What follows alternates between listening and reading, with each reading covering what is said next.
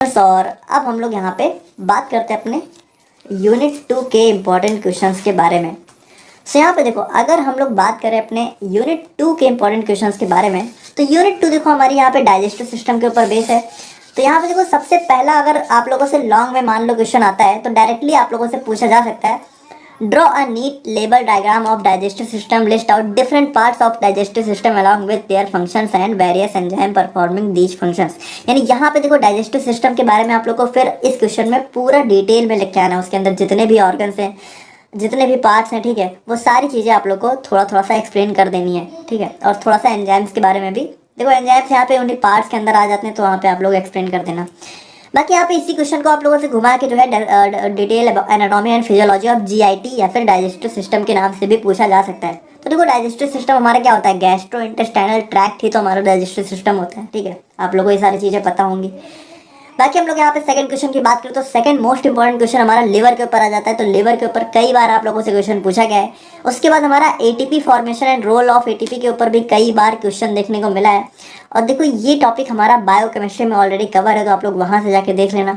और उसके बाद आप लोगों से मेटाबॉलिज्म या फिर बीएमआर के ऊपर भी कई बार क्वेश्चन देखने को मिला है, ठीक है। उसके बाद यहाँ पे जो है हमारा प्रोटीन और कार्बोहाइड्रेट्स के डाइजेशन के ऊपर भी हमें कई बार रिपीटेडली क्वेश्चंस देखने को मिले हैं, ठीक है। तो ये पांचों क्वेश्चन आप लोगों को स्टार्टिंग के बिल्कुल अच्छे से कर लेने। बाकी इसके बाद बात करें तो हम लोग यहाँ पे जो है कभी कभी यहाँ पे सलाइवरी ग्लैंड्स के ऊपर भी क्वेश्चन देखने को मिल जाता है, right the functions of saliva, या फिर इसी को आप लोगों से घुमा के जो है describe the structure and function of exocrine gland के नाम से भी पूछ सकते हैं। तो आप लोग को पता होना चाहिए कि सलाइवरी ग्लैंड्स हमारी यहाँ पे एक टाइप की एक्सोक्राइन ग्लैंड होती हैं, ठीक है। देखो एक हमारी एंडोक्राइन ग्लैंड होती है जो हम लोगों ने यूनिट 4 में पढ़नी है। बाकी यहाँ पे ये हमारी एक्सोक्राइन ग्लैंड होती है। और फिर हमारा 7th क्वेश्चन हमारा आ जाता है, मतलब यहाँ पे आप लोगों से स्टमक या फिर स्मॉल इंटेस्टाइन के ऊपर क्वेश्चन पूछा जा सकता है, ठीक है। या फिर इसी में आप लोगों से इस तरीके से पूछ सकते हैं कि define the process of acid formation in stomach. So यहाँ पे देखो ये हो गए हमारे यहाँ पे यूनिट 2 के इम्पॉर्टेंट क्वेश्चंस। और अब हम लोग यहाँ पे बात करते हैं अपने यूनिट 3 के इम्पॉर्टेंट क्वेश्चंस के बारे में। सो यहाँ पे देखो, अगर हम लोग बात करें अपने यूनिट 3 के इम्पॉर्टेंट क्वेश्चंस के बारे में, तो यूनिट 3 हमारी रेस्पिरेटरी और यूरिनरी सिस्टम के ऊपर बेस है। तो यहाँ पे देखो सबसे पहला क्वेश्चन आप लोगों से पूछा जा सकता है, discuss in detail about mechanism involved in regulation of respiration, या फिर कह सकते हो मैकेनिज्म ऑफ रेस्पिरेशन पे आप लोगों से क्वेश्चन पूछा जा सकता है, ठीक है। और इसी में आप लोगों को एक्सटर्नल और इंटरनल रेस्पिरेशन के बारे में बताना है। बाकी इसी को घुमा के आप लोगों से describe the process of O2 and CO2 transport in blood के नाम से भी पूछा जा सकता है। तो इस क्वेश्चन को भी आप लोग को बहुत अच्छे से देख लेना है। और उसके बाद अगर हम लोग बात करें तो आप लोग को लंग्स को भी यहाँ पे बहुत अच्छे से देख लेना है, ठीक है। और इसके अंदर हमारे कुछ सब टॉपिक्स आ जाते हैं, जैसे हमारा लंग कैपेसिटी और लंग वॉल्यूम्स। तो देखो इनको आप लोग को बिल्कुल इग्नोर नहीं करना है, इनके ऊपर बहुत रिपीटेडली क्वेश्चन पूछा गया है, तो आप लोग को इसको बहुत अच्छे से पढ़ लेना है। उसके बाद हमारे यहाँ पे describe structure and function of kidneys, ठीक है। तो यहाँ पे देखो किडनी के बारे में आप लोग को थोड़ा सा डायग्राम वगैरह बना के एक्सप्लेन कर देना। उसके बाद जो सबसे इंपॉर्टेंट चीज़ यहाँ पे आ जाती है, role of kidney in acid base balance, तो इसको आप लोग को जरूर देख लेना है। उसके बाद यहाँ पे हमारा एक बहुत ही इंपॉर्टेंट क्वेश्चन हमारा जो है, discuss physiology of urine formation, या फिर जो है यहाँ पे हमारा different types and parts of nephron. तो देखो इसी के अंदर हमारा फिजियोलॉजी ऑफ यूरिन फॉर्मेशन होता है, तो इसको आप लोग को बहुत अच्छे से पढ़ लेना है। उसके बाद कभी कभी आप लोगों से रास पाथवे या फिर रास सिस्टम के ऊपर भी क्वेश्चन देखने को मिला हुआ है, ठीक है। देखो RAAS हो चाहे RAS हो, दोनों सेम ही चीज़ें, ठीक है। यहाँ पे होता है रेनिन एंजियोटेंसिन एल्डोस्टेरोन सिस्टम या फिर रेनिन एंजियोटेंसिन सिस्टम, ठीक है। तो दोनों सेम ही है, इसको भी आप लोग को जरूर देख लेना है, ठीक है। नाउ अगर हम लोग यहाँ पे बात करें अब अपने यूनिट 4 के इंपॉर्टेंट क्वेश्चन के बारे में, तो यूनिट 4 हमारे यहाँ पे बेस है एंडोक्राइन सिस्टम के ऊपर। तो यहाँ पे देखो सबसे पहला क्वेश्चन जो आप लोगों से पूछा जा सकता है वो है हमारा यहाँ पे, discuss in detail about endocrine system, classify hormones and explain the mechanism of action of hormones.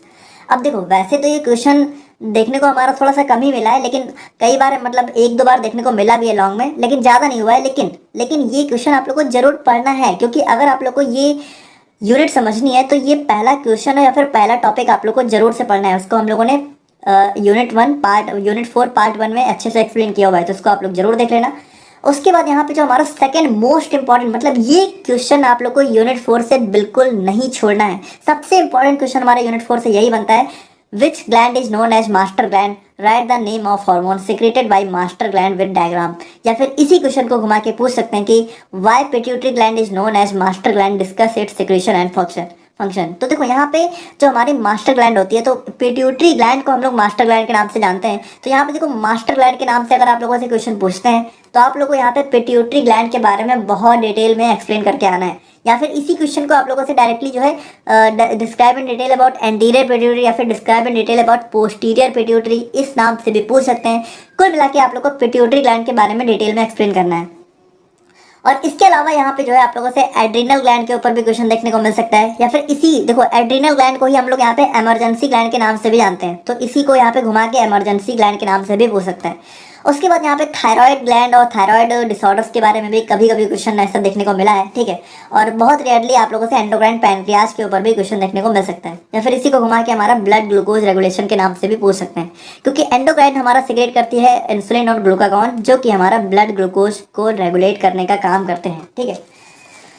और फाइनली अगर हम लोग यहाँ पे बात करें अपने यूनिट 5 के इंपॉर्टेंट क्वेश्चंस के बारे में, तो यूनिट 5 हमारी आ जाती है रिप्रोडक्टिव सिस्टम के ऊपर, और ये हमारी बहुत ही ज़्यादा इंपॉर्टेंट यूनिट होने वाली है, क्योंकि यहाँ से एक दो क्वेश्चन आप लोग को जरूर देखने को मिलते हैं। देखो सबसे पहला और सबसे मोस्ट इंपॉर्टेंट क्वेश्चन तो हमारा यही हो जाता है, diet describe in detail about anatomy and physiology of male या फिर फीमेल रिप्रोडक्टिव सिस्टम। अब ध्यान से सुनना, या तो आप लोगों से मेल रिप्रोडक्टिव सिस्टम के ऊपर या तो आप लोगों से फीमेल रिप्रोडक्टिव सिस्टम के ऊपर बहुत ही डिटेल लॉन्ग क्वेश्चन पूछा जा सकता है। दोनों में से किसी एक पे ही पूछा जाएगा, लेकिन आप लोग को दोनों ही पढ़ने हैं, क्योंकि कोई भी एक पूछा जा सकता है, ठीक है। बाकी उसके बाद हम लोग बात करें तो स्पर्मेटोजेनेसिस आप लोग को बहुत अच्छे से देख लेना है, ठीक है। यहाँ पे इसके ऊपर भी क्वेश्चन कई बार देखने को मिला है। उसके बाद हमारा जो सबसे इंपॉर्टेंट क्वेश्चन इसके बाद आ जाता है मेंस्ट्रुअल साइकिल, तो इसको आप लोग को जरूर देख लेना है, इसके ऊपर कई बार क्वेश्चन देखने को मिला है। उसके बाद यहाँ पे कभी कभी आप लोगों से जो है प्रेगनेंसी के ऊपर भी क्वेश्चन देखने को मिल सकता है, ठीक है। और यहाँ पे जीन क्रोमोसोम्स और ओजेनेसिस, इन पर भी आप लोग एक बार नज़र डाल लेना। सो ये थे हमारे यहाँ पे एचईपी के मोस्ट इम्पॉर्टेंट क्वेश्चंस। और हाँ, तो और जो है आप लोगों को किस सब्जेक्ट का इंपॉर्टेंट क्वेश्चन चाहिए आप लोग मुझे कमेंट करके बताना, और मिलते हैं हम लोग यहाँ पे नेक्स्ट वीडियो में। Thank you so much.